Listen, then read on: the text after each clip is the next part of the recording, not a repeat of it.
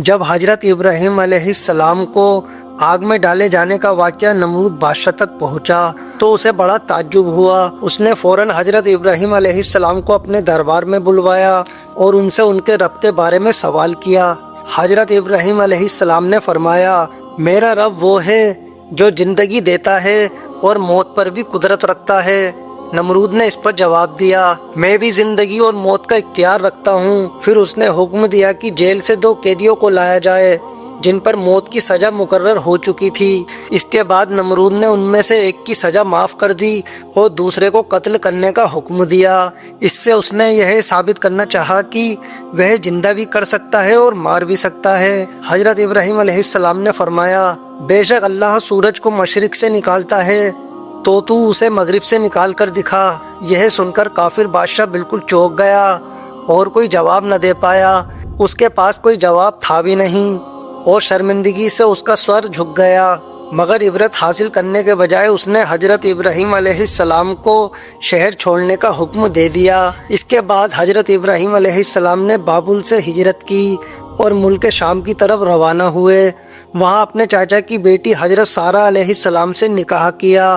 ملک شام کے لوگ بتوں کی پوجا نہیں کرتے تھے، مگر وہ ستاروں کو اپنا معبود مانتے اور ان کی عبادت کیا کرتے تھے۔ جب حضرت ابراہیم علیہ السلام نے دیکھا کہ ان کی قوم ستاروں کی پوجا کرتی ہے تو انہوں نے ارادہ کیا کہ انہیں سمجھائیں گے کہ یہ راستہ غلط ہے، کیونکہ وہ لوگ ستاروں کو اپنا معبود مانتے تھے۔ ان کی عبادت عام طور پر رات کے سمے ہوتی تھی۔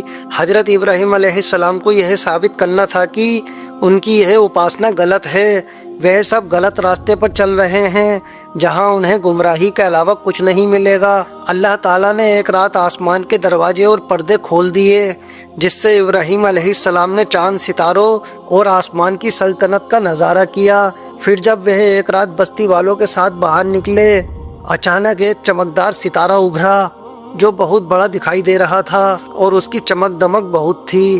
تو ابراہیم علیہ السلام نے بطور مذاق میں کہا، یہ ستارہ میرا رب ہے۔ پھر جب کچھ دیر بعد ستارہ غائب ہو گیا تو کہنے لگے، یہ ستارہ تو غروب ہو گیا، یہ خدا کیسے ہو سکتا ہے؟ جو چھپ جائے، جو ختم ہو جائے، وہ خدا نہیں ہو سکتا۔ میں غروب ہونے والوں کو پسند نہیں کرتا۔ اگلی رات جب سب لوگ پھر سے باہر نکلے تو حضرت ابراہیم علیہ السلام نے چاند کو دیکھا۔ وہ ستاروں کی تلنا میں زیادہ روشن اور خوبصورت تھا، لیکن جب وہ بھی ڈوب گیا تو آپ نے فرمایا، اگر میرے رب نے میری رہنمائی نہ کی ہوتی تو میں بھی گمراہ لوگوں میں شامل ہو جاتا۔ اے اللہ، تو کہاں ہے؟ میری راہ دکھا۔ ان باتوں سے حضرت ابراہیم علیہ السلام نے اپنی قوم کو سمجھانے کی کوشش کی کہ وہ غور فکر کریں۔ پھر جب دن نکلا اور سورج چمکا تو آپ نے کہا، یہ میرا رب ہو سکتا ہے کیونکہ یہ سب سے بڑا اور روشن ہے۔ لیکن جب سورج بھی ختم ہو گیا، غروب ہو گیا، تو فرمایا، میں تم لوگوں کے شرک سے الگ ہوں۔ یہ چاند، ستارے اور سورج خدا نہیں ہو سکتے، کیونکہ جو خود ڈوب جائے وہ دوسروں کا سہارا کیسے بنے گا؟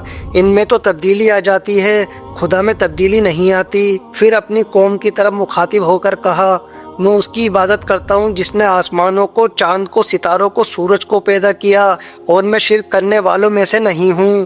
لیکن پھر بھی ملک شام کے لوگ ابراہیم علیہ السلام کی باتوں کو نہیں مانے، بہت سمجھانے کے باوجود ایمان نہ لائے۔ تو حضرت ابراہیم علیہ السلام نے دوبارہ مصر کے لیے ہجرت کی۔ وہاں کے بادشاہ کو خبر ملی کہ ایک شخص ہجرت کر کے آیا ہے اور اس کے ساتھ ایک عورت ہے جو بے حد حسین و جمیل ہے۔ چنانچہ اس نے اپنے نوکروں کو بھیجا کہ اس عورت کو میرے پاس لاؤ اور اس سے پوچھنا کہ اس کے ساتھ جو آدمی ہے وہ کون ہے، اگر وہ اس کا شوہر ہو تو اسے قتل کر دینا۔ ادھر اللہ نے حضرت ابراہیم علیہ السلام کو وحی بھیجی اور یہ سب ماجرا بتا دیا۔ پھر انہوں نے سارہ علیہ السلام سے کہا، اگر وہ تم سے پوچھے کہ یہ آدمی کون ہے تو تم کہنا یہ میرے بھائی ہیں۔ پھر ابراہیم علیہ السلام بولے، سارہ، اس زمین پر میرے اور تیرے سوا کوئی مومن نہیں ہے، اس لحاظ سے ہم دونوں دینی بھائی بہن ہیں۔ پھر بادشاہ نے ابراہیم علیہ السلام کو طلب کیا اور پوچھا، یہ عورت کون ہے؟